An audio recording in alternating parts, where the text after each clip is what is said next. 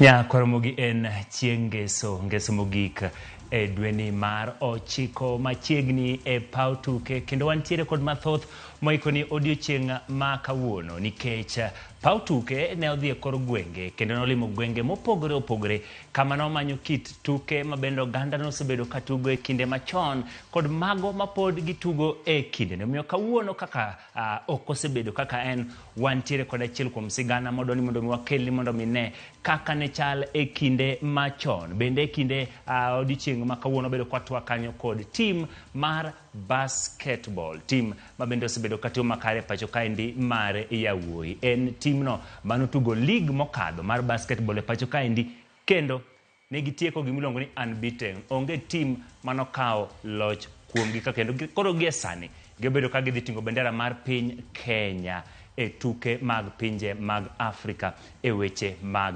basketball. Komachielo bende obedo kwa gombaka e weche mopogore opogore kama oting'o tuke mapacho kaendi mar KPL. Gor Mahia noyudo ntiere oko ka achiel kod Police FC.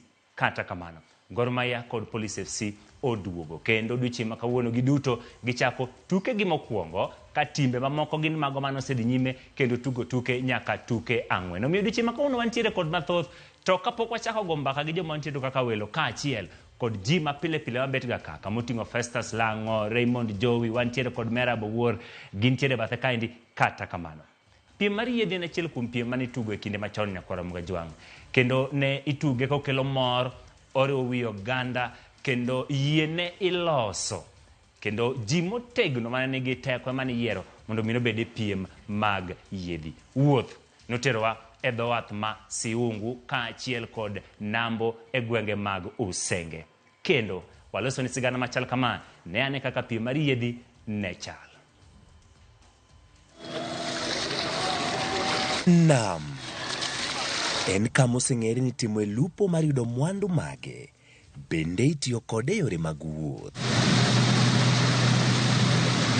Kata kamano, nam bende ne itiyogo kendo pod itiyogo e weche mag piem mag yiedhi. Mano chakore chon e kind oganda, ahinya to kind oganda Luo to kod oganda mamoko e kindego machon nyaka gie sani. E dho wath ma Siungu, kaunti ma Siaya, sub-kaunti ma Bondo, piem mag yiedhi osedak e chuny oganda, piem ma ibago higa ka higa. Gie sani wadhi e dho wath ma Nambo. To sigana mar piem mar yiedhi chalo nade dho wath ma Siungu kod Nambo? Ne ochakore nade? To gidhi nyime kode e yo machal nade? Siungu Beach ong'ere kaka kar tuke.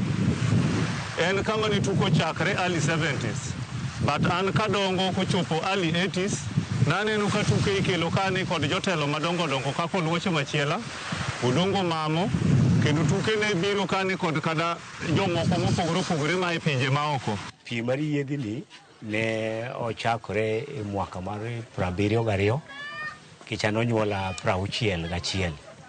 Koro 72 koro piem mar yiedhi nopoto. To yie mar piem iloso nade? To bende itiyo kode weche mag lupo kose? Yieni ok ilupi. Yieni kata sani ka kinene en gima kuka itere mani dala. Iting'e ating'a to beti dala kanyo en olinga linga kanyo. Moyo no rito kana ni tugo ne morito kecho konyali lupo. Kobiro lupo biro bedo mapek.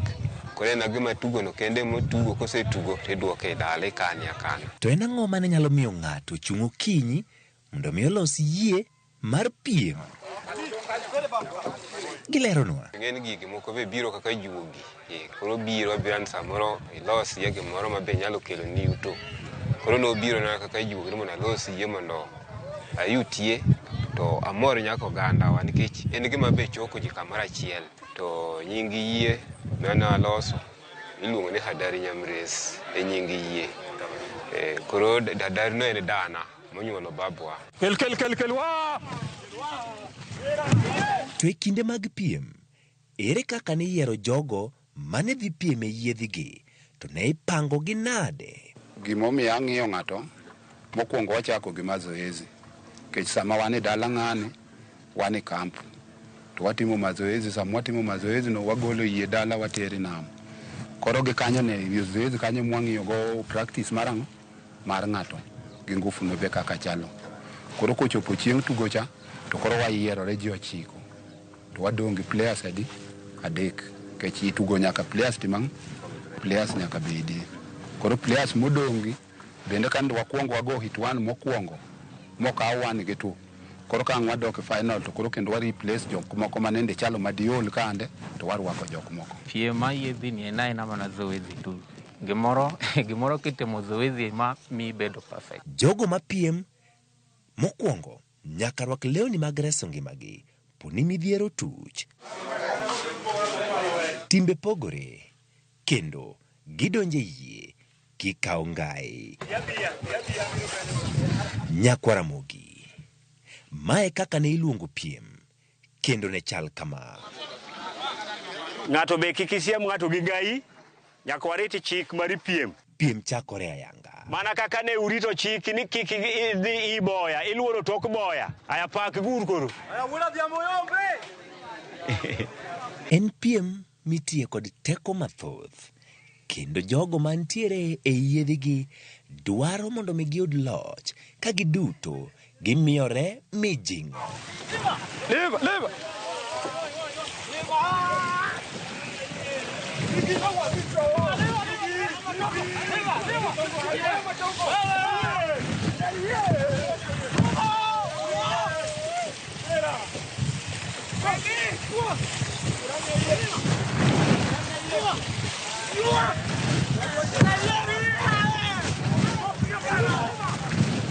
Ileronwa moko kuom gigo ma bende gisebedo ka gitimo e kinde tuke makama e kind oganda kamoting'o puonj. Wan yoluo nene wan kod tuke mag yiedhi kendo nene johere kabisa no chalo opira ne yuore amanyala akure gidhi sungu bich kanyo kano pap maber mane goyo opira makata anene di frima ne pango yiedhi to gol gi frima to kichako fuko ne kia yuoro dane yuoro mang'eny kato gyan kodingo biro kanyo kata ila bendo biro kanyo neno tuke go koro nyitene tugo machane bera ahinya gini go opira gine tugo ma joluo hero yuoro sawa. Tuke gi ne dhi maber kabisa kendo kata kamano ne watimogi e yor keto wach mondo chop. Ne wachopo go ote moko. Obed kata mana early teenage pregnancies. Iye moyiwo tuoche mag kahera. Kaka inyalo ti kod rabo yunga. Weche mag kata domestic violence, lwenje mag udi. Ne wachopo ka punu waloso tuke gi te to wayudo ji mang'eny ma puonjo to wang'e maber ni report ochopo Busia, report odhi Kisumo, ote ochopo Siaya, ng'ata ne yudo tuke. To en ang'o ma gin go kaka kwayo ne piny owacho mamalo, piny owacho ma kaunti to kod telo e alwora. Tuke mane ntiega gi ok onego lal gin ma gichoko jo western, jo Budalangi, gichoko nyaka jo mar kone gi ji ng'ere. Koro ok onego tuke gi olal, ora no chuogi ochako duogi. Koduogo koro kabro riwo ji kata by December anytime ma gigo bitimore to nyaka one ber. Ni seche ma tuke gi tuke gi kawoga time malach mar mondo jogo practice, seche ma jogi practice gi cost ga lot. Koro samoro award mimiyoga jogi samoro is not enough. Nyakwa Ramogi. Pima yiedhi na achiel kuom tuke mitimo nyaka rang'iny mar Olympics kendo kwethni nigi geno. Saidi nyocha gombo mar mondo mano timre mondo abe yawuoyi matindogi kaka bang'a mosetimo tugo bang' higni mang'eny gosiepna ni mondo aba goli yawuoyi gi mondo terwa kata oko nikech kane wadhi Impala Park nowachnwa ni kwatieko kanyo titerowa Kampala to kwatieko kanyo titerowa Tanzania to mano ne kwaneno kotimore ma kamano nyalo timore to dimorwa mondo mimed joga gi omed timang wamed tugo tukego to mondo jokane ni wamed bedo gi yiedhigo. Kata an ne ok adong' chien nabet achiel kuom yiedhigi kendo nawinjo mit teko dwaro mar yudo loch e kinde mag piem mar yiedhi.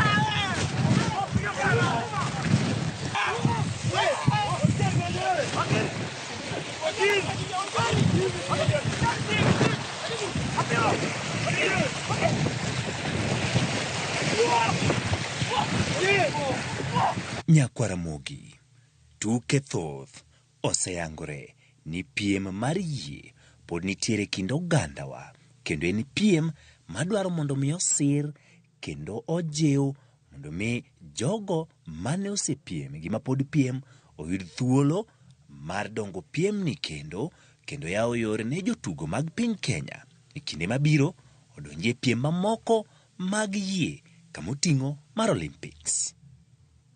Ne Ramogi TV, kowuok e kaunti ma Siaya, dho wath ma Siungu kod Nambo. Nyinga Ochieng' Emmanuel.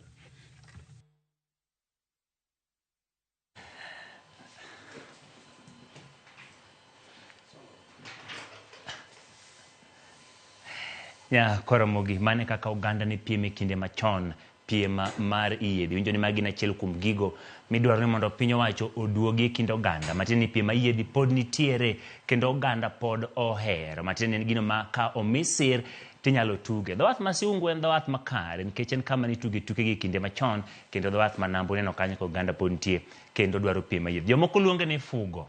Fugo bende achiel kuom gigo mar piem mar yiedi. Kawuok kamano Nyakwaramogi Ajwang' nasingo ni kawuono wabedo kwang'iyo gik mopogore moko wasebedo kwang'iyo ahinya e weche mag Paw Tuke. Antiere kod wenge manyien, guests mabende antiere kod e studio kaendi, guests mabende osebedo ka tugo mar basketball, tuko kapu. Matiende niya, gin e jogo matugo basketball. Anyalo wacho ni makare Kenya ka nikech season mokadho Nairobi City Thunder notieko season unbeaten. Matiende gitugo gini magitieko ka onge ng'ata manokawo kuomgi loch e pachoka. Mano bende koro miyo gi thuolo mar mondo mi gitim nang'o, gidhi nyime gitugo tukego nyaka e kidieny mano mar Afrika. Matiende gibiro bedo ka gipiem kod timbe mamoko mawuok e Afrika e tuke mag basketball. Achiel kachiel kauna wariwo dhok, awinge ni jaluo English tang'o, English, si English ung'eyo. Kiswahili mana matin to kabiwacho jok mwacho gani Kiswahili chando. Kawuono ang'eni negisesomo kamusi magi. Koro miabo miyo gi thuolo mondo mi waneni to wan gi ji machal nadi e set kawuono ka ogombaka mag basketball. Labocho ng'ama loso Kiswahili mondo mi kik tim nadi walala ahinya to wagombaka e weche mag basketball. Thank you guys for making time.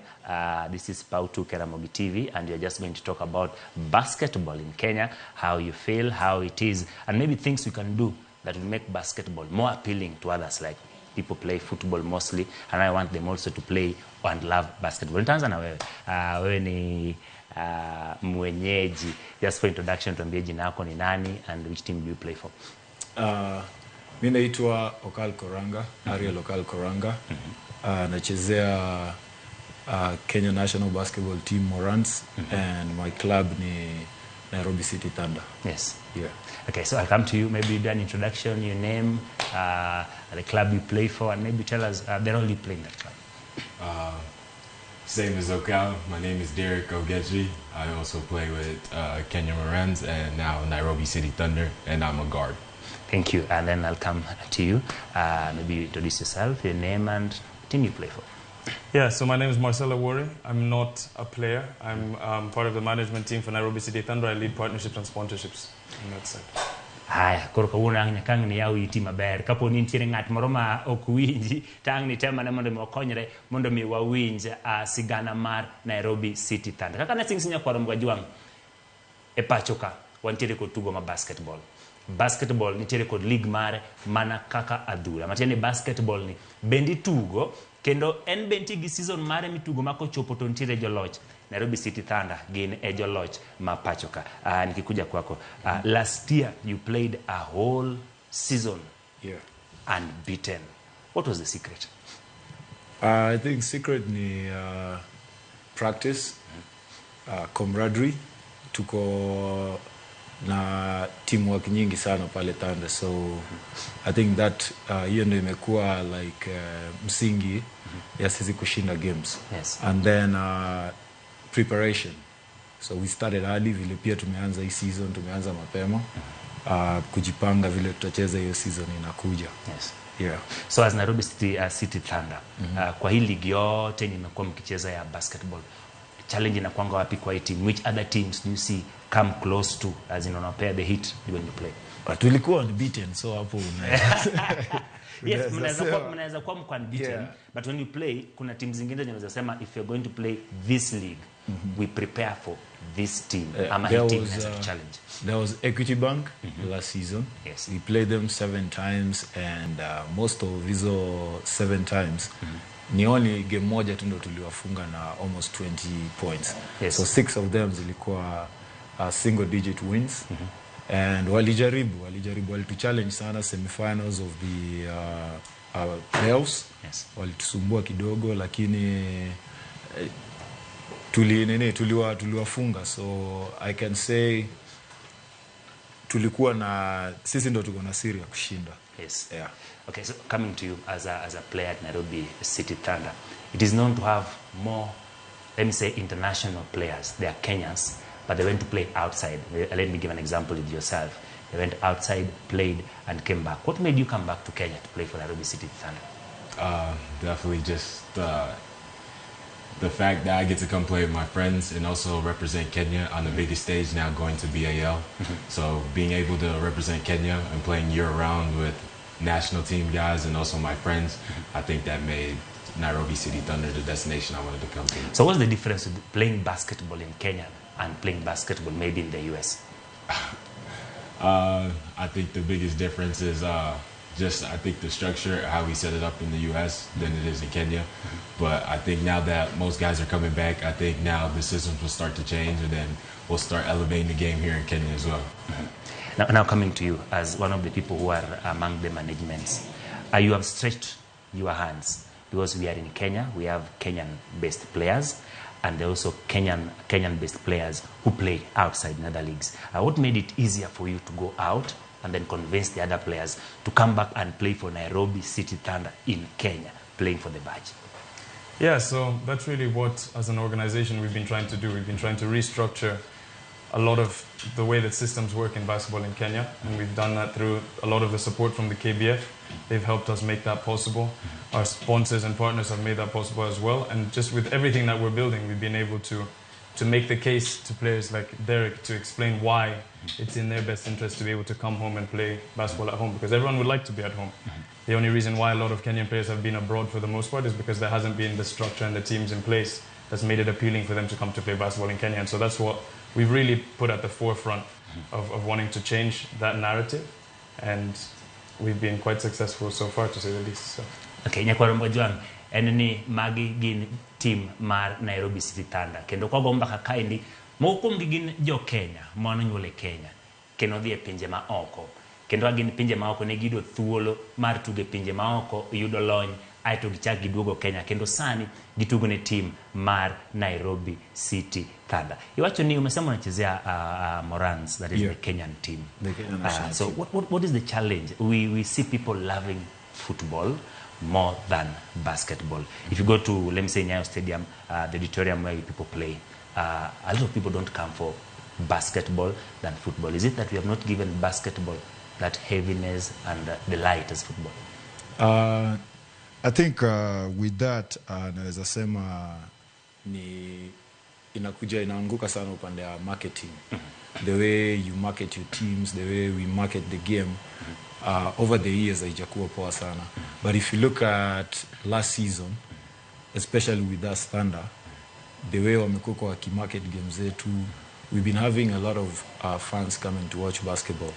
Games kama za Thunder, Ulinzi, Thunder KPN, Thunder and Equity. Kiwanja imekuwa inajaa hadi tickets zinakuwa sold out. Like today's game pia ya Thunder and the South Sudan. Yes. The VVIP and the VIP tickets zimeisha. So hiyo inaonyesha kuna ka growth kidogo imeanza kukuja. So administrators wa game pia pale KBF lazima waangalie vile wanaweza tusaidia ku market game yetu kuinje ndio we get more guys to come and watch. Football is already popular. Yes. So sisi tuko na a lot of work to do kufanya pia game yetu kuinje watu waipende. Okay. So na umesema unachezea Morans. Yeah. Morans depend on ama wanachukua players kutoka kwa hizi teams zingine zinacheza basketball, and it's something we look up to as Kenyans. Morans pia tucheze at that stage. Ukiangalia venye saizi ligi inakaa na players wenye wako hapo, are they fit enough ama wako na the needed experience kubeba hii badge ya Kenya and to fight kwa hizo stages za juu? Experience iko. Zamani vile tulikuwa tuna perform sometimes vizuri, sometimes si vizuri sana. Shida ilikuwa preparation because kulikuwa watu kama Derek hawakuwa nyumbani, wako huko nje. So kama tunaenda game lazima watumie ticket waende kwa venue ya game directly.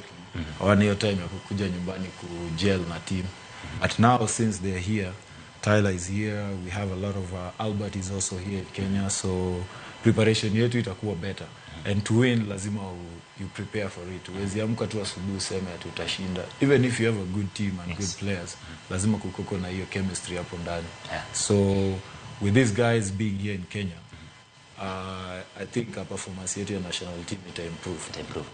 Derek, playing in the US and now you've come back to Kenya, the culture in the US and the culture in Kenya, how do you fit to the team? Unakaribisha, or how do you feel it when playing with them? Because maybe you had some different set of skills that you are trained when you're abroad, and when you come back there's a different style of play, set of skills. How do you match this to fit with them and also help them maybe to reach that level? I think for me personally, I think I fit anywhere, like versatile, very versatile player. So I think coming here and playing with these guys has been an easy transition. I think the biggest part is definitely the physicality. I think here in Kenya, basketball is very physical. So I think that's the big change. But other than that, as you can see, I'm a big guard. So like, it doesn't affect me as much as it would for a different player that would come. Now, since you came to Nairobi City Thunder, there are games that you've played, okay? When playing these games, you've said Kenyans are very physical. How do they motivate you to reach that level? It definitely starts in practice. I think the level of our practices are very hard and very physical as that. And then going into the games, like you said, the Thunder have a big target on their back, and everyone wants to beat us. So obviously it made my game elevate, and also our team game elevate. Nakora mgojwang ogombaka koda jogo magini ji team mar Nairobi City Thunder. Jama ko kori wala kodo ma team matugo basketball e pacho kaindi. Ang'eyo ni kowuok secondary, kowuok primary, colleges wantiere kod jogo matugo basketball. Kendo gin be gin gi lekni kapo ni gitieko school o gitiek basketball gi kanyo. Gidhi nyime kod basketball nyaka kidienje mopogore opogore. Matieni Kenya kaindi bende nitiere league mar basketball. Kendo gi sani osayawre. Ka en league ma ikelo jotugo ma Kenya ma nitiere pinje ma ok oduogo tugo pacho ka, nyisi ni league ma koro osayawre kendo ji nyalo tugo. Coming to you, how many players do you have who are maybe Kenyans who are playing abroad and then came back to play for Nairobi City Thunder? And what do you do? Like, you know, if you get someone from outside and you have local players, sometimes they feel like, why are you trusting on others who are from outside and not us here at home? Why can't you just give us the chance? So how do you marry these two things so that you have that unity and they play for one cause? Yeah, I think there's a lot more players playing abroad from Kenya that people are actually aware of. And there's different cases. There's some people that were born and raised in Kenya and they decided to leave to better their talent. And then there's other individuals that were maybe born and raised elsewhere, but they're Kenyan by roots. And so there's still a number of players abroad. We brought in 2 or 3 more Kenyan players into the team now, Derek included. Yes. And I wouldn't say that there's any issue really there trying to explain to the other players why they'll gel or why we're bringing players in. Everyone wants to become the best player that they can. That's the culture that we've instilled in the team. Yes. We want to be the best team on the continent. And so people understand that sometimes, especially at the beginning, we will have to look outside and bring players in, but that will raise the level of the entire team and the entire basketball community locally. Yes. And part of everything that we think about is we don't want to always have to look out to bring Kenyan players back in. We want to be able to have Kenyan players playing locally and bring players into the team that are maybe playing on different teams, but that are also playing on some of our developmental teams. And we can recruit them from a younger age, and they can see the entire pipeline staying in Kenya, playing basketball in Kenya, living in Kenya, as opposed to feeling like they can maybe play here when they're very young, leave to go and play for a bit, and then we're trying to go and poach them and bring them back to play on the team. But I don't think it's an issue. Okay. Ni kuja kwako. During the Olympics, Yeah. South Sudan tuliona ni kama team yenye ilikuwa inaenda pahali because they played it was a friendly match with the US before the games, and they went almost toe to toe. Unaona ni kama hiyo ndio strategy watu wa Kenya wanataka kufanya wakija Moran, our players to come back, wakuje wacheze ligi yetu, then waingie Moran so that we can also fight at that level.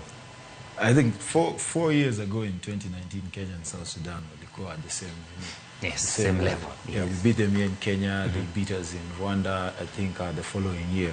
So nothing is impossible. With whatever strategies that we have right now in the federation, twende, basketball, all that, ukizishikanisha zote pamoja, nothing is impossible. Okay. And to grow talent inaanza huko chini. So with us twende, we have our feeder programs, twende basketball, nacheza huko street league. So if we can have other teams ziko hivyo, so that we start growing the game from hiyo age ya chini huko, tutakuwa na a great pool of players wala wanaweza compete at Olympics. Because right now, looking at South Sudan, they have a lot of players wenye wanacheza nje, wako in different countries, and they try to pick some of the best from these countries, alafu wanaweka kwa national team, and they have a great team. So we can do that too, and I think wametuacha kidogo, but we can still get there. Yeah. Now, you're looking forward to represent Kenya in the continental Africa, like African basketball. There's a competition that you're going to play, like Gor Mahia just played CAF. Now, since you're the winners in Kenya, you're also going to play that CAF as in the basketball side. What do you expect from Nairobi City Thunder? Because people say after playing in Kenya, maybe making a step forward. Are you seeing yourself doing something in that stage? Definitely. I think that's one of the main reasons for coming and joining the Thunder is to make the big push. I don't think we're just going there to just participate. I think we want to go there and make a big push on the continent and make sure people know Nairobi City Thunder, not as just the Thunder, but as a whole representative of Kenya. Yes. Yeah, so that's what you aim to do in the continental stage. Now, today night you're playing Sudan-based players, okay, in Kenya. What informed this? Because at the start of the week or last weekend, you played All Stars. How was it? And then why are you doing this for the team as they prepare for the African Games? Yeah, so as you've said, we're getting prepared to go and play in the Basketball Africa League. And our only goal is to make Kenya as proud as possible, to make East Africa as proud as possible, to be honest. And the reason why we're doing these games, last week we played against the Nairobi All-Stars. So that's a pool of several different players from different teams that are maybe the best on each of their teams to play against our team. The reason being is we want to continue to get repetitions in and to prepare ourselves as best possible to represent Kenya well at the BAL. And kind of like Carl was just saying, it's all a part of the chemistry and the gelling. We brought in a lot of new players. We've really strengthened the team even more, but they need to spend time playing games together. You can run games in practice, but there's nothing like playing a game against players that you're not training with every day. And so the reason why we're doing these games is to prepare so that we're going in to the BAL qualifiers as ready as possible. And we're going to have several more friendly games before we start those competitions in the next coming weeks. Okay, so like football, we always have academies for the senior team. Okay, Nairobi City Thunder, do you have a process or do you have a way in which you go back to the society, look for the talents, and then bring them to a pool, and then maybe train them so that they can get to your team or take them to other teams? Yeah, so right now we have 3 academy type teams that play in the street league. So we have a men and women's twende basketball team that play in the street league. That's very much a feeder program to Nairobi City Thunder. So we're giving exposure in what is very much the premier grassroots league in the street league and the women's empowerment league. It's good competition against a lot of the players that even were playing with the Nairobi All-Stars that we faced last week. And we use that to help develop their talent for players that maybe wouldn't be getting game time for Nairobi City Thunder. We also have a partner team that we work with called Mentor. That is a team primarily made up of South Sudanese refugees that we also use to nurture more and more talent. But again, above all of this is to be able to use basketball as an outlet. That's just as important. We want to change lives and use basketball to do that. And so we're putting on a platform for kids to be able to see the trajectory, starting from a younger age group to maybe then becoming a player on the Nairobi City Thunder team that's one of the premier teams on the continent. So we do have that, and we're wanting to grow even further to younger teams, starting from 5, 6, 7 years old. The same way that we see those kinds of structures in the US, where it's not by chance that the US is as good as basketball as they are. And South Sudan is also making its way up now, and it's similar kind of programs, just nurturing talent from a young age and getting those repetitions in. Because you have to get a lot of repetitions in to master the craft of basketball. So we're very, very aware of that. Yeah, so wewe ni wa nyumbani. Kuna kuanga na basketball ya mtaa, okay? Like you play for Nairobi Street and they know you, okay? Ukirudi huko kwa streets ukipiga nao story. Nairobi City Thunder saizi inajulikana everywhere. If you walk utasikia watu wakisema Nairobi City Thunder ndio champions wa basketball in Kenya. Na unasikia hawa watoto wadogo they want to be like you guys na wanataka hiyo space. Unaweza waambia nini? Naweza waambia, unajua kila mahali huwa unaambiwa hard work ndio inafanya mtu anakuwa successful, so lazima wa work hard. Wakuwe consistent na zile vitu zenye wanafanya kwa mazoezi. Hawezi fanya tizi Monday alafu Tuesday unalala. So lazima kila siku kuwe hapo nje and stay disciplined. Hakuna mahali unaweza. Hizi vitu zingine hard work, consistency, discipline ndio inafanya players wanakuwa wazuri.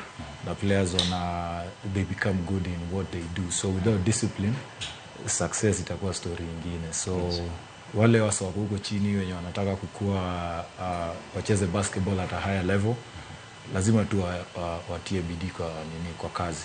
Without that itakuwa ngumu.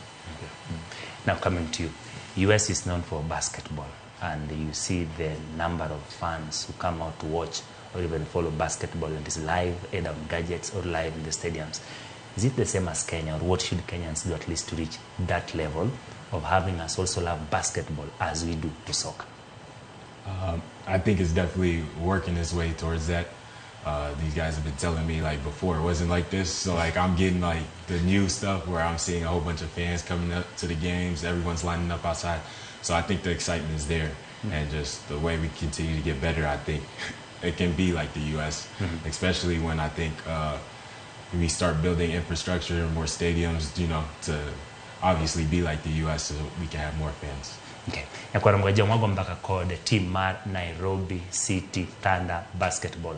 Jaluo tango English dongo ng'eyo king'ato wachino chieng kawuono wadhuma English ni kala ng'eni jaluo gi English un kama kolok mathindo wacho ni amano ken mako wacho marach tang'enu ng'eno wacho marach kata kamano team ni en team mapacho ka kik buogi perni tomato jogi ogolo kanye team mapacho ka otugo league mapacho ka league mar basketball kendo gima mora manyawacho nyokoro mga jwang wantiere kod jara mag basketball e gwenge mopogre skunde mawuok e gwenge mag Nyanza to kod Kenya mangima gitugo basketball ka gisetieko gidhi kanye magi achiel kuom timbe mantiere pacho kaendi mabende tingo kendo tego talanta Nairobi City Thunder basketball kendo tino makawuono jogo mananeno weche mag basketball wantiere Nyayo Stadium mangi ntiere kod tugo tino makawuono mabende gidhi tugo kod jitugo mago mag Sudan mabende tugo e pacho kaendi ka gipimorego nikech gine magidhi tingo bendera mar piny Kenya e tuke mag Afrika mateni ka gidhi kanyo to koro ginywando jo Kenya duto so jo Kenya duto ng'iyogi mondo mi ginyis kit tugo machal kamano. Coming back to you, we have the federation that protects or fights for the rights of basketball. Do you feel up to now they are well prepared to handle basketball issues? Because we have seen many games, football, soccer, netball, there are always complaints that maybe they don't stand up for the team. Do you feel the basketball federation is well prepared to handle basketball at this level?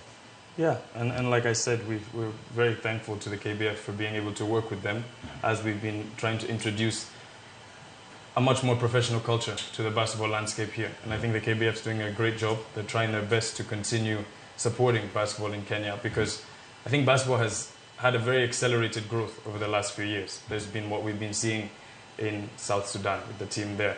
We've been seeing what Giants of Africa and different non-profits are doing around the continent, growing and building courts. So I think the KBF is doing a very good job keeping up, and they've been very supportive of us with everything we're trying to do and everything we've been trying to restructure. So we're very thankful to them for that. Okay.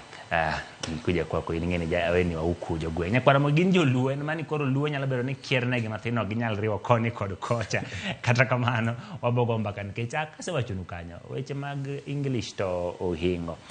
Challenges mag as in what challenges do you see zinaweza kwanga kwa game ya basketball in Kenya because wewe ni player umekuwa huku and I know maybe umegrow ukikuja ukafika your time and now you're playing for I just said the best team in Kenya playing basketball right now. Challenges zinakuanga gani kwa players? As I said, the biggest challenge in basketball ya Kenya ni facilities because right now we only have access to Nyayo Stadium. That's the only public facility yenye tunaweza access na kutumia. If you compare with a country like Rwanda, over the years, I think the last 10 years wame improve in terms of facility. Na ukiangalia game yao pia imeanza kuenda juu. So Kenya saizi ile kitu yenye nimekuwa nikilia sana ni uwanja ya kucheza basketball. If we can get 3 more in Nairobi like Nyayo Stadium, Mombasa, Kisumu, hii game itaacha kuchezwa sana Nairobi because inachezwa sana Nairobi. It needs to go to different cities. Ichezwe pia huko nje ndio we spread the love ya basketball. Kila mtu akoko anatuwatch kama tunacheza kwa city yao. Yes. Yeah. So coming back to you again, Nairobi City Thunder, most of us know the men's team. Do you have a ladies team, or are you in the process of making that, and how they also feel? Because people want to identify with a brand that is doing well, like in the market, okay? So like me today, I'll become a Nairobi City Thunder basketball fan because it's a brand that is doing well in the market. Do you have a plan for maybe the ladies and the girls? Do you have another team that would represent you? Yeah, so like I said, in our development programs in the Women's Empowerment League, which happens in Eastlands, we have a women's team there, under 20 basketball. And the fact that we've focused on the grassroots development for the women as well right now means that there is definitely plans down the line to incorporate a women's team that's on the larger stages. Right now, it's just a function of making sure that there's the traction to be able to do that. And we also don't want to spread ourselves too thin. Yes. Or handling a men's basketball team is already a big task, and we want to do things. We pride ourselves in doing things as best as we can all the time. We don't want to be trying to spread ourselves thin to also be doing the same thing for our women's team. Yes. It's definitely in the plans, but just for right now, we have a lot to handle on the men's side first. Okay, so if you were to tell us the number of players that you have that play basketball in Nairobi City Thunder, and how you organize them to come for training, where do you train? The off days, because from here some people ask where do they train. You want to go and see them play. There are people who just want to come and watch you play to get the skills. Maybe they don't want to join you, but to get the skills so that they play elsewhere. So you can tell us that. Yeah, so right now we have a roster of 18 players. We train primarily at Nyayo Stadium. Unfortunately, if people do want to come see, it's a bit tricky to allow people to see what we're doing because we're running through some private plays and different strategies. Styles, yes. But yeah, we train every day of the week. All of our players in our team are fully professional basketball players. That's another aspect of what we're very proud of. So when it comes to organizing players to get to practice, that's on them. The same way anybody else in any other job has to find their way to work every day. The players have to find their way to training every day, be there on time, be there ready to train. And yeah. Now, as a player, he has said, the hardships that they go through playing. Now, as a management, what are the hardships that you go through? Because now you have come to a country where we valued mostly soccer and maybe racing or athletics. And then now basketball is coming with another force or a pull that wants to get to the level at which if you tell somebody that today Gor Mahia is playing, AFC is playing, Tusker is playing, people would want to go and watch. Okay? If you tell them that today we have athletics at Kasarani, people would come to watch. Yeah, so strategies, what you're going to do with that, and then just about that. Yeah. Well, I would say if you say that Nairobi City Thunder is playing, people do want to come and watch. We have a lot of people come to our games. But I mean, the hardships come mainly in the fact that we are trying to do something that hasn't been done before as a professional organization. By doing that, there's a lot of learning. There's a lot of new things we have to experiment doing. And sometimes we get it wrong, sometimes we get it right. But we take that in our stride and we learn from those different mistakes. But for the most part, I think people would be very surprised as to how popular basketball actually is within Kenya. It's definitely growing. It's not on the levels of athletics and of football, but it's growing a lot. And we're very excited about that. We're working with several different partners that help us make it easier to kind of spread the word and do those, to be able to grow the way that we want to. But we take any difficulty in our stride. The same way the players would in their own ways. We're trying to fix that to make it easier. We're also conscious that nothing happens overnight. The reason why football is the way it is here is because football is the biggest sport in the world. But basketball is the second biggest sport in the world right now. And the same way you could be walking in any part of Kenya and you'll see people wearing NBA team gear. Yes. People wearing LA Lakers, Boston Celtics, you name it. That means that people are aware of the sport. People like to follow the sport. And basketball is very different also that it has a much wider culture. And so it's only a matter of time, and it's already happening now, where you'll see people wearing Nairobi City Thunder merchandise, walking around, wearing our gear, wearing our jerseys. and it's going to be very exciting. And I think it's going to happen much quicker than people would expect. Yeah, so you are a new player in the team. What do you look forward to achieve with the team? Because if you come a new player, when you come, they'll ask you, in Kiswahili, umetujoin itakuwaje? Okay. What do you look forward to achieve with the team as you join them for this season? Like I said before, BAL, making that push with them, being the first Kenyan team to make it to the BAL, I think that's our goal and ultimately what we want to do. And then come home again, playing KBF for my first time, so being able to see how that is and then hopefully go back-to-back with these guys. Yeah. Mchezaji wa huku season inaanza, okay? Season and they are prepared. Unajua ukipiga mtu la season unbeaten, wanaendanga wanakaa chini wana strategize. Ni aje tu kupiga, is there half a basket or one basket? They'll say kwa nini tupiga nayo basket moja? The people are strategizing. Hii season mnakuja aje? Jula season mlikuwa mmepiga watu unbeaten. Teleza tu kidogo, najua kuna watu pia wanakasirika huko nje wanajipanga. Asikasirike. I think going into this season mpya, I don't know, hizo teams zingine sijaona kama wanafanya mambo sana, but our management wame beef up squad yetu, so mentally I'm already in game mode, niko ready kucheza season. Physically I'm fit, so it's upon the other teams to also, put their houses in order, wajipange wakuje tucheze. Sisi so far tulianza mazoezi I think a month ago. And we are ready to go. Hata wakisema tuanze kesho, we are ready to go. Yeah, ready to go. Yeah. Okay, tunaenda Africa. Let me just tell you how it is in soccer. Wanasemanga would play in Kenya, win. Tukienda hapo nje tunakunja mikia. Like we don't play. We play in Kenya, yes, we become champions, but going to the other stages we get timid or we are scared of it. Are you ready for that? Kushinda si rahisi. And for you to win, you have to prepare yourself for the battle ahead. So for Thunder, itakuwa first time kwenda as Thunder kucheza BAL, but it won't be the first time for the players within Thunder kucheza nje ya Kenya. Yes. The 12 players who will represent us in BAL, I think most of them wamecheza through the national team and others through other clubs on that stage. Personally, I've played the qualifiers 4 times.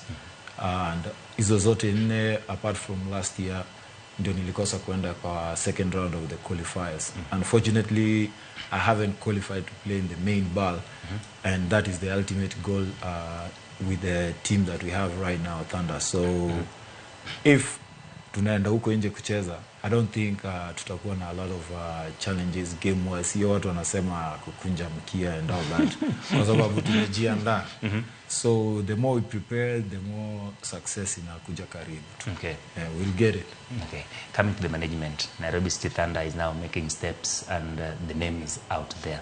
How do you see the team in 5 years' time? What do you want to achieve and what will you be seeing in basketball from Nairobi City Thunder? People will follow you, will have a large following, and now they'll be having expectations year in, year out. What should we expect? Well, it's really exciting, first of all, to have the potential that we do have. In 5 years' time, our goal is to be the best team in Africa. And if we had any other goals, we'd be undershooting, in my opinion. Yes. And the pressure that comes along with that is something that we take in our stride. And every player that's a part of the organization right now knows that that's what we're trying to achieve. And there's a lot of different things that are going to have to align in order for that to happen. And we go one season at a time. Right now, the goal is to get to BAL. Be the first team to make it out of BAL qualifiers into the BAL finals. Yes. Once we do that, then we'll slowly be achieving our main milestones. Last year, our goal was to make it to BAL qualifiers. We successfully did that, and we did it way better than we probably would have ever guessed by not losing a single game. So this season, we have our goal for the end of the season, and we take it season by season after that. If we make it to the BAL this season, into the finals, let's see. If we can go all the way, we'd love to. If not, then the goal moves on to next season. Yes. And to do better than the previous season, and so on, just like that. And at a certain point, the only option is to win it all, because we can only get better up until a certain point. And so that's our plan. And we want, like I said, to be making Kenya proud, making East Africa proud on a continental stage. And so we're very, very excited about being able to do that. We're confident we're going to be able to do that. And so, yeah, the next 5 years, stay tuned. It'll be very exciting. Nikirudi kwako. Morans is the Kenyan team. Yes. And Morans over the last, I think, 2 years, they have made big strides towards achieving things in basketball. Ukiangalia saizi na the kind of now talent yenye nakuja kwa basketball yenye iko hapa Kenya. Do you see us making it in the near future? Mkiangalia all the talents that we have from secondary, high schools, universities, and how they pick players to play for. Our secondary school games are actually some of the most organized games that huwa tuko nazo Kenya. If you follow and watch them, the games closely, wako very organized. So we also have universities that pick players from uko high school, wanawapatia scholarships wacheze huku juu. So hiyo ni kitu yetu tunachukulia positive. And some of these players wako on the right track to join national team and other big teams in the league. So to make it, we made it to Afro Basket 21 after 28 years. Alikuwa kucheza hiyo time because he was new, he was coming in. And right now, from 2021 to Afro Basket 2025, I think a lot have been done in the national team. And we are one win away from qualifying again for the African Championship year 2025. We'll play in February. And we hope we're going to get a win or two against those guys out there through the Afro Basket. Ni sawa, nyakwa Ramogi nogo mpaka kwa team mar Nairobi City Thunder Basketball. Kendo en tugo makare. Kendo winjo ni piny mangima wantiere gi soccer, then wantiere kod basketball. Number 2, and Kenyan basketball is opening up. Mano miwa biro kaini mondo watwa kod jogi. Gin jogo matugo ne team no ma pachoka season mokadho. Ng'ama nomulo gionge. Season ni pod giwacho ni gin gisaikore. Gisebedo ka gitrain almost a month. Gintiere gituke makaka kod kacha. Nje gituko kod All Stars giloyo. Kauno gutieno gitugo gi jotugo mago mag South Sudan. Kendo biro bedo tugo ma mita yenye nikech dituge pap manyayo kin machiegni alwora ma Nairobi. Nyalo bedo gi thuolo mar mondo miridri, mondo midine kaka tugo no chalo. Kama team madhi tingo bendera mar Kenya tukego midhi tugi mago mag clubs mag Africa. Tukimalizia, that is Kiswahili, as we wind up. What would you tell the youngsters who watch you now at home? They want to be like you and play basketball. What advice would you give to them? I just say to work hard and to see that you can actually be on this level too, and not just be like me, but be better than me, because it's possible. And to just keep being in the gym, come ask questions. I mean, there's definitely ways to reach out to us and be fans as well, and just keep pushing every day. Aya, nakuja kwako. Yeah. Teams are watching, wanna watch Ramogi TV, they will play because itakuwa, and they'll say you have dared them that the season is coming. Wangoje nini? What do they wait for? For Thunder fans in Kenya, there's ukisha shinda season unbeaten. I think the fans expect you to win again because you have already spoiled them. So that's the only thing that we can give them, another winning season in the 2024-2025 season. Outside Kenya, Thunder fans, it's going to be our first time at BAL with the Thunder brand. The ultimate goal is to get to the final 2 of BAL, and Kenya has tried a lot. Tumekuwa tukifika karibu, tuna fail. So this season we are going all in, and hopefully tutapatia fans wetu hiyo chance ya kutuona kwa final 2 ya BAL. Yeah. Okay, and coming to you from the management, what do you expect? Because you see their players and they also look up to you. What are your plans for them this season? Maybe you used to give them bonus after playing and winning. Are they still going to get that? Are you going to make sure they maintain that level and also finish unbeaten? And if not unbeaten, they finish the champions. Yeah, so there's definitely still the same incentives that there were last season. But when we're recruiting our players to come and become a part of the Nairobi City Thunder team, there's one aspect that's skill. There's the other aspect that's personality, want, and drive. Yes. And we have a team of players that all want to be the best versions of themselves on the basketball court and to push the boundaries as much as possible. So as much as there's other incentives, we know that all the players on the team want to win. Last year set the precedent. Okal's correct. We're probably going to need to try and have another undefeated season because that's what our fans will expect. The number one goal is to be the best version of ourselves, to win the league, to make it as far in BAL as possible. And all of the players want that. Every single player on the team culture is amazing. And the team has gelled really well. People have known each other from different walks of life while playing basketball. And the camaraderie is there. We don't have to do too much as a management team to psych them up and to try to have them want to win. That's inherently a part of it all. And they want to. And so we're very confident that that's going to happen. Haya, kawuono winjo English. Ngama wacho gani pile kuchiwini los gidoluo choe wagi English. Los gidoluo choe wagi English. Kawuono winjo English maber. Kendo wagero kamane wendo. Thank you for coming and giving us time to speak about basketball and talk about basketball. We wish you the best in the African Games and we also wish you the best in the starting of the coming league. We will be there to watch and see if you're going to do it again unbeaten. I think you've got new fans. Festus, Merab, Raymond, there's another one called Liz, Kevin, Chris, Bob, new fans. They'll be supporting Nairobi City Thunder. So after this, today in the evening, ama leo jioni, tunaenda kuona game yao Nyayo. Nyakwara mgajua nkikidima bor, wanchire kod mathote chiloma Paw Tuke. Tokma, wanchire kod Festus, wanchire kod Joey, wanchire kod iluongo ni Merab. Wadang'e ni to Gor Mahia oduogo league gibiro tugo nang'o. Police FC bende nodhi biro bedo nade. Shabana FC yudo thuolo mar dok tugo Gusii Stadium. Met kamane madhi chako miyogi thuolo mondo mi gitim maber league mapacho kaendi. To bende akeni jomoko noweloyo koso ka gilo gol achiel to tugo tamogi ok gilo kendo. Mano tim marakwar Manchester United dago mbaka ne chal nadi Europa. This weekend watugo kendo English Premier League. Kikidhi mabor waduogo toka thuolo machuok.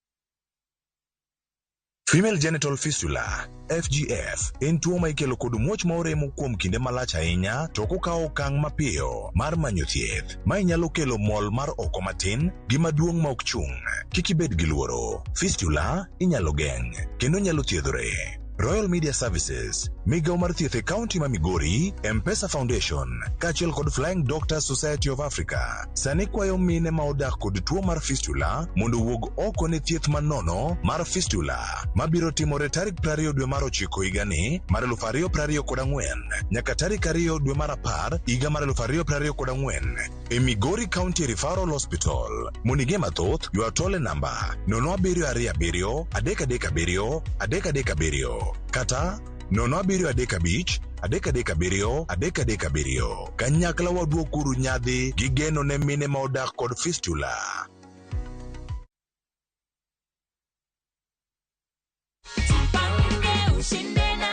So far, umefikiria kenye utafanya ido? I'll clear my school fee and then the other part of it, I'll invest on something. Confirm that amount is what I told you won. Yeah, sure it is. What can you tell people at home? Naweza waambia waendelee kucheza. It's a reality, ni ukweli.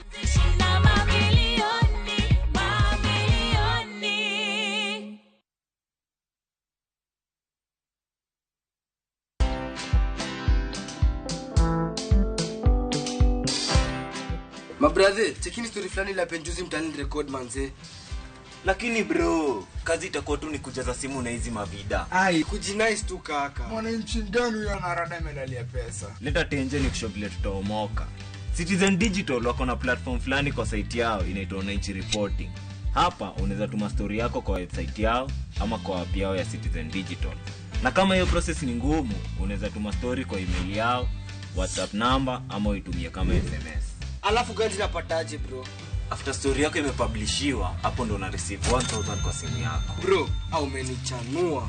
Don't just witness the news, be part of breaking it. Download the Citizen Digital app and share your story with Wananchi Reporting today. Citizen Digital.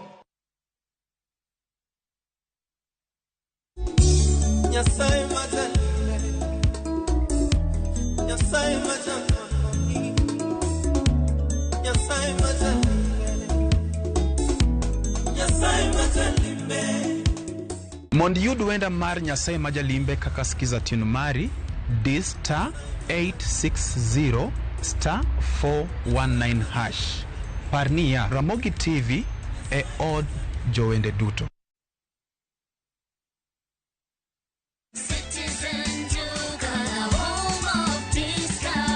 Akina mama, sasa tunakuletea shopping offers za ajab. Citizen Duka, the home of discounts, inakuletea this week's discounts na inatoka Jaza Supermarket. Jaza Home Brown Sugar 2 kgs, Jaza Home Tissue Paper 10 pack, Rina Vegetable Oil 3 liters, Jamaa Cream Bar Soap 1 kg, Jaza Home Long Life Milk 500 ml 12 pieces, Prestige Margarine 500 grams, 2 packets za Jaza Home Long Grain Rice za 2 kgs, Jaza Home Green Gram 1 kg, 2 packets za Soko Maize Meal 2 kgs, Fahari ya Kenya Tea 100 gram, Colgate Herbal Toothpaste 70 gram, Santa Lucia 400 gram, Toss Detergent Powder 1 kg, 2 packets za Ajab Home Baking Flour 2 kgs. Sasa, ukinunua hii package kutumia Citizen Duka, utalipa only 4,370 Kenya shillings. Mega star 487 star 5 hash na ulipie saa hii. Kama bado vitu ziko kwa stock, ukishalipa utapata confirmation message yenye inasema sasa you can go and get your products from any Citizen Duka counter yenye itakuwa kwa Jaza Supermarket yenye iko karibu na wewe. Unangojea nini? Imagine harakisheni kama bado vitu ziko kwa stock. Citizen Duka, home of discount.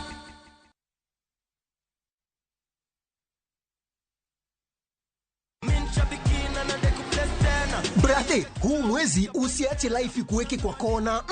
Kama hivi shabiki.com tukupeleke na rada Boost account yako na 3 million in cash prizes on Shabiki ya Vieta. Kaza ndege yako to the highest multiplier, shinda 50,000 kila siku, halafu grand prize ya 350,000 Kenya shillings kila wiki. Runway iko so clear. Usiache pesa ikupite. Jiomoshe na Shabiki ya Vieta. Shinda 3 million in cash prizes. Not for persons under the age of 18. Authorized and regulated by BCLB license number 428.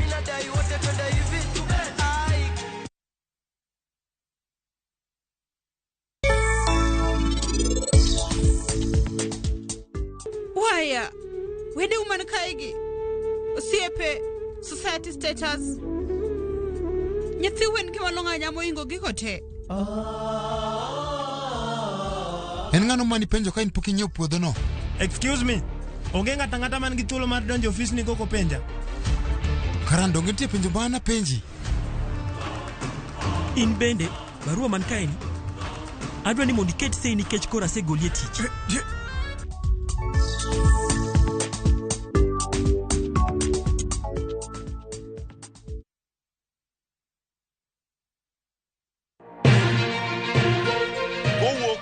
Mama Nairobi, machiegni gi Naromoro. Kokale gode koda ore kendo mall e gwenge duto mapachoka. Okinyi kokinyi, wayangu ni kaka pinye oru. Ma en rupe. Kama wami nonro to kod chal mar fwambo. Wa encourage conversation. Wamenyu ni weche mama kongimani. Job restructuring kana state restructuring ok promise ni ke witu tich ka tede ilo tich ka. Kendo in gi duola embaka oromo. Watudre gi reporter marwa ka en Homa Bay, Mombasa, Kisumu, Migori, Kisii. Wabedo gi twak kachiel koda ka jolony weche mopogore opogore. No amiyo parliament a lot of authority. To authority no gitiyo go mana mondo konygi. Tudri gi Joyce Oduor, Sharon Ong'ao kod Cleophas Oluoch e chenro mar Rupiny kod Mbaka Oromo. Wuok tich nyaka tich abich chakre sa 12 okinyi nyaka sa 5 onyango e Ramogi TV.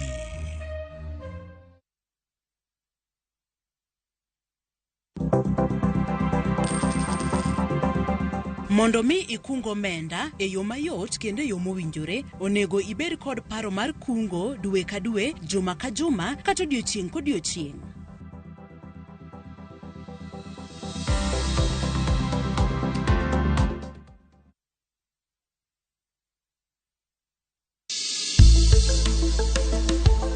Ngima Ngimawa en gima duong' moloyo. Onego bed ni wang'eyo kaka wadak, korka chiemo, exercise, nindo maber. Wakelo ni achiel kachiel lakteche man gi lony mararieya e weche ngima dhano. Kikwa discriminate ne joma nigi ndulume to tikwa pandgi. Ng'eyo en teko. To kodok korka ngima mar del, bedo gi ng'eyo nyalo kelo lokruok maduong'. Wacho ni kendo Ruth pile ni e penj laktar kaindi chiemo watiyo godo mondo wageng' tuoche. Wabiro wuoyo gi ji e yo mabiro mulo chunyi kendo miyo pachi yawre. Obwongo gi del gin ga gigo motimre nade moriwore.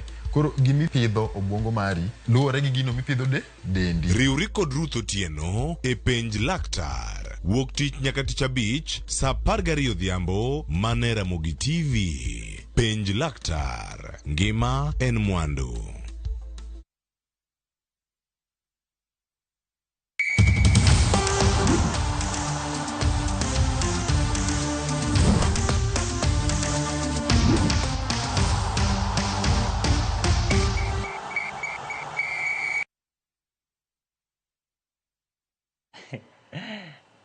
Kwaro mogi apari mondo atiek weche mag Paw Tuke nikech onge kaka Festus Merab gi jowi nyalo donjo kata wacho ni lewa pek ni English koro English ichwane maber. Doga koro liet ma buru. Onge miya gimoro amadi gi miya pi moro amadi go kwa nyime gi weche mag Paw Tuke. Kata kamano wantiere kaka kapila, wantiere kod Merab, wantiere kod jowi, wantiere kod Festus. Adona chaka gomba kachiel nikech gin jobu ng'eyo kendo gibro kod gimbaka. Wadonje tuke mag Kenya Premier League ma pacho ka. Team mar Shabana FC, team no mabende ung'eyo. En team ma giko dira mokadho kane gitugo kod Police, kane gitugo kod Ulinzi. Ne giwuok amodhi mar gonde 2 kod mari 2. To Shabana nokowinjo maber kind duoko mane owuok nikech apa ne ng'eni giseloyo.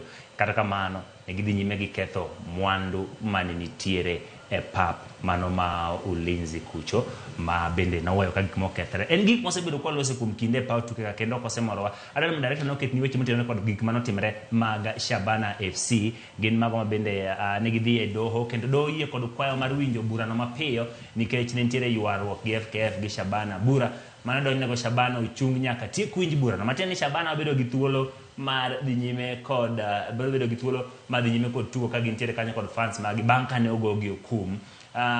Kendo ewi wachno wabobedo ka wagoye mbaka nikech en gino mosebedo ka hinyo kit tugo e pacho kae. FKF mondo ochwal negi chik mar doho mabende nogol nyoro kapok ochopo wuok tich. Burano ibiro winj tarik 3 dwe manyien. Nachako kodi Festus. Wasebedo kod dwaro mondo wabed kod pewe kata lap mag tuke pacho ka ma ok wakethogi. Gitin to ka gima kama pod timore adhula ma pacho ka. Nyiso nang'o? An riparo nitie manwa wacho wach hooliganism e opira ma pacho ka.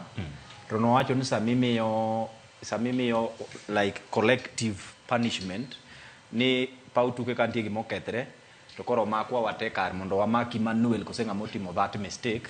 Pod aparo ni pod wan kuma bor ahinya.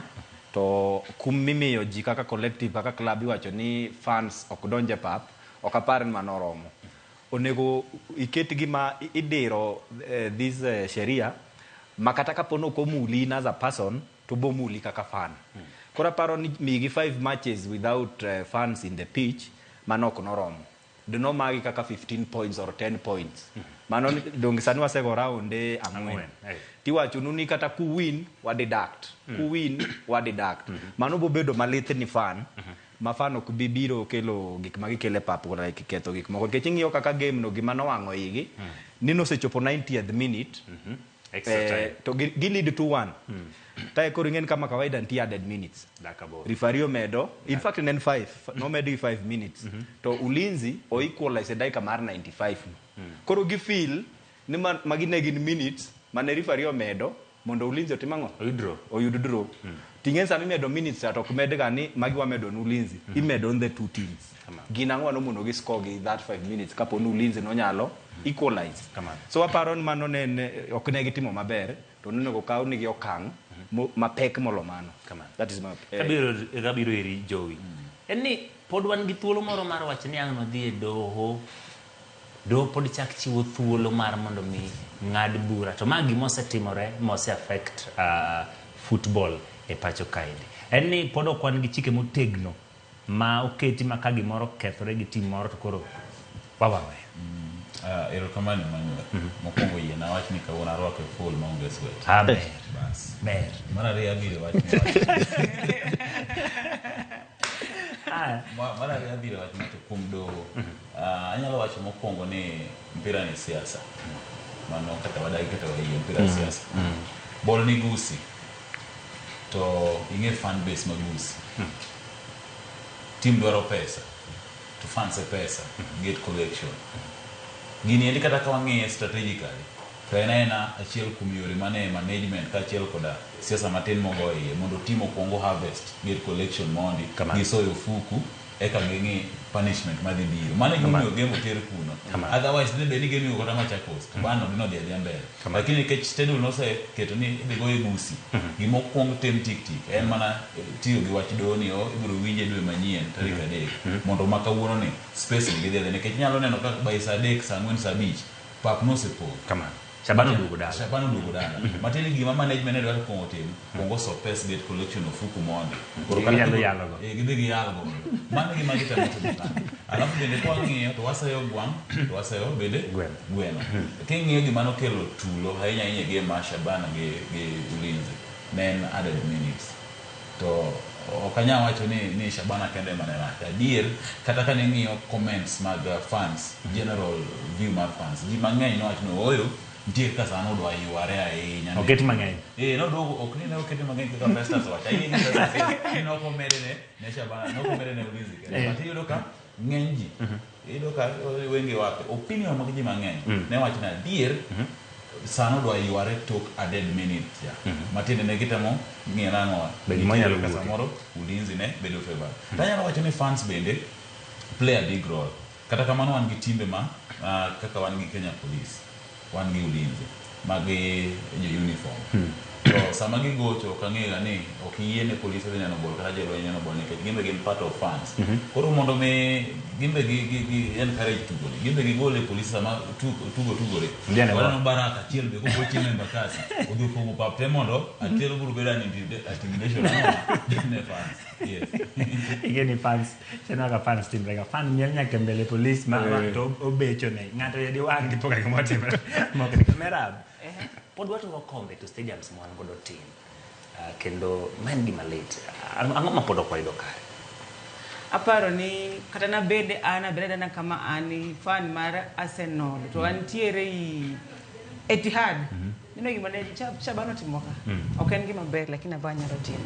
Samoro refazi nyalo ga wang'oi but all in all aparo ne okawni gi okang kata chik maber maneno ni gir kare no kendo chak timre dongora ka ligo chakore donge ganda lo moko chimira cha mara ni goro tam kama sani korero Shabana bose donji neno gir kala ni onego wageng'e chona maneno ni pawe ma wan go matin gi kik kethre donge no waikre ni tuke madongo mbele kwa chako ketho pawe go dhi timo nade kumia na team training nyala ya mundo team training bana twaseketho as fans by the fans obedo jo mabeyo wawere gi ketho tugo ng'en tiere winning nitiere losing nitiere draw kuse draw ka 1 point dog dala wewe ketho pap mani bana in fact Emmanuel kamedo matin ing'eyo game mano tug last weekend between Arsenal gi Man City no made 7 minutes but in the players mano wuok mag Arsenal mano 7 minutes na gi chamo minutes buri fari won emo medo 1 minute dak ne fans mag Arsenal ke that 1 minute emane olowe bugi dhi tutu fans mag Arsenal mano travel both the Etihad dak no turo konde so we need to be civilized one kaka fans ibaro ndalo mane gor games mag gor ka camera bocho ne gin gi such cases ndisa mane case no ka bo mi DCI boketi Emmanuel Gasset kachilo kidi boati ma Emmanuel oketi Gasset boati ni Emmanuel ni wamanye mera be wamanyo jowi hooliganism norumo e club mar Gor so aparo ni gini owe mi as a club wapasu ng'ato Ken Emmanuel to wadil kod wacho ni 15 matches ke kidonj ko se wabani forever timbe go jore go mag hooliganism go biro Right now can I can hear en mana opinion mara ngeni ka iripa utuke kana gik mane ubenete mana opinion mare kata kamano wayuyo matin kawa duogo wang'eyo mana FKF weche mag Gor Mahia gi police ai to nyiswa jo manigo mamiyo lo goal tamo FC20. Rejemo ni kaka uno kwa. Kaona nje saa. Ilongo na FC20.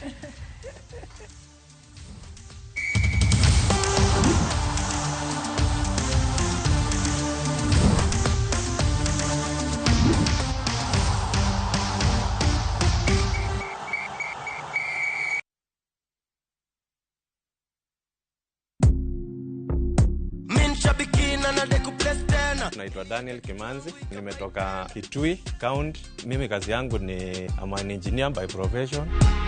Shambiki ya Fieta nilianza kucheza na pesa kidogo, nikimprove kidogo. Nilikuwa nakula tu natoa, nafanya kazi zangu, lakini mpaka saa hii ndo nimefika pahali nikakula pesa mzuri yenye inaweza nisaidia. Saa hii nikiwa nimesimama hapa, niko na furaha sana. Nimeshinda 1.5 million kama venye mnaona kwa hii check. Hii pesa itaenda kunisaidia sana pamoja na familia yangu. Niko na watoto shule, italipia fee. Biashara yangu ya construction pia huwa inahitaji pesa mingi, itaniboost kiasi kikapital, na pia nitaendeleza mambo zingine zangu. Win big in seconds. Aviator Shabiki.com inakupa the biggest multiplier in Kenya. Shinda up to 50,000 times your stake. Yani ukiweka stake ya 100 bob, ndege ipeperuke, unashinda 5 million within seconds. Changamkia Aviator on Shabiki.com. Not for persons under the age of 18. Authorized and regulated by BCLB license number 428.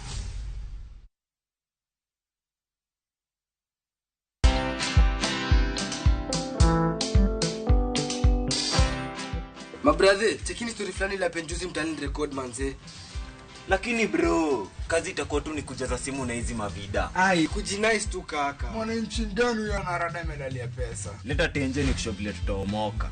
Citizen Digital wako na platform fulani kwa site yao inaitwa Mwananchi Reporting. Hapa unaweza tuma story yako kwa website